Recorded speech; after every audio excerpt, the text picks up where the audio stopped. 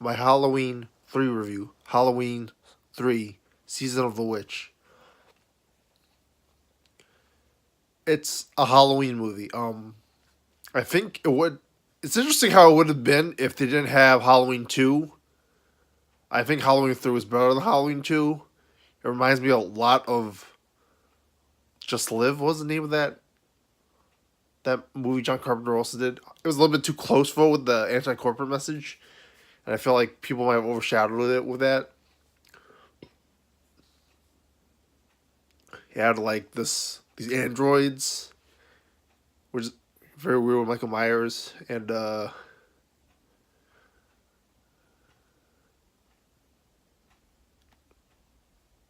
it's sort of like a noir movie actually. Like you have the whole story about trying to discover what's going on with the corporations, and the robots just like kill people. It's sort of like the Hardak episode.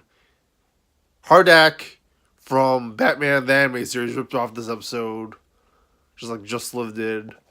I think Just Live was after.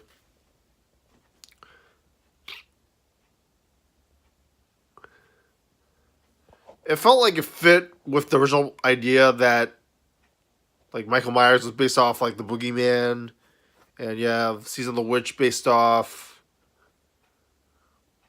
the Shamrock Company and you know magic, European mythology stuff, and Halloween.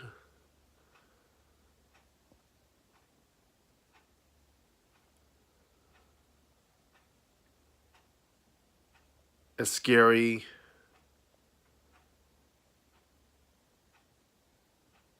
I don't know. The thing is, everyone says like it didn't do well because like it was too different from Michael Myers. Well, there's a couple reasons for that. One, it was after Halloween 2, which had that horrible open-ended ending, so you had to wonder what was happening with Michael Myers. Like in Halloween 1. But on the other hand,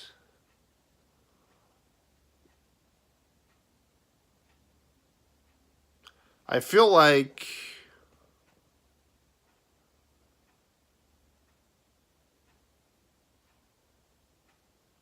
it's well written. I felt it's better than 2. I felt it's better than 4. I think it's probably the best Halloween sequel probably ever. I think it's better than Halloween 2018 also. It took a risk by being different, like Temple of Doom and Last Jedi.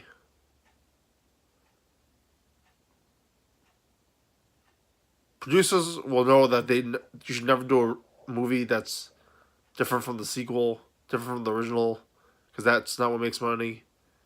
And people are going to learn that now. It's really going to suck 10 years from now when no one makes anything original. But artistically, it's better.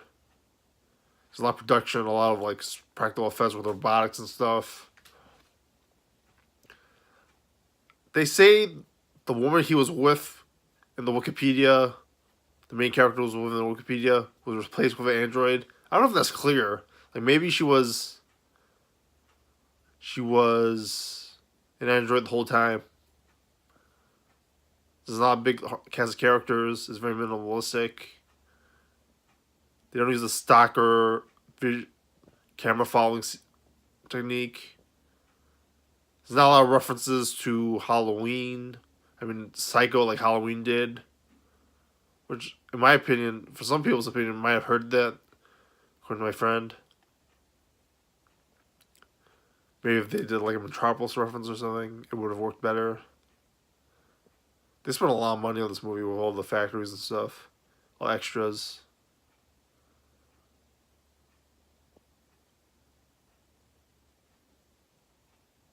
I like how it was made in 1982, so a problem they had was that there was too many horror movies coming out at the time.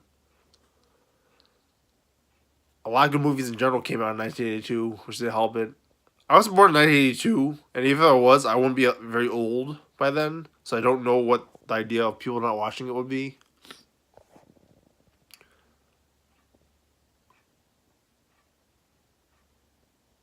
Michael Myers came back in Halloween 4. I felt like that was a good movie. Not as good as the original. There's some holes. And AVGM mentions it in the Cinemassacre review. I think Halloween 2020. Or what if they did Halloween 2020?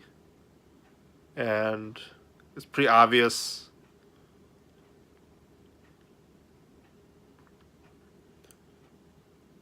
Halloween 4 is pretty enjoyable, and I'll get into why I can spend a whole hour on Halloween 4. I like it, but I don't like it at the same time. After watching Halloween 2 and paying attention finally, I hated it even more.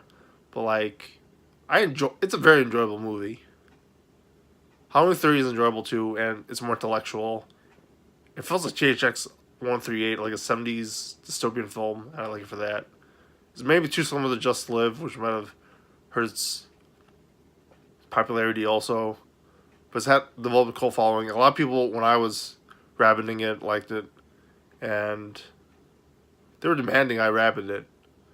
And people watched it and enjoyed it. What are your thoughts? Like, comment, subscribe.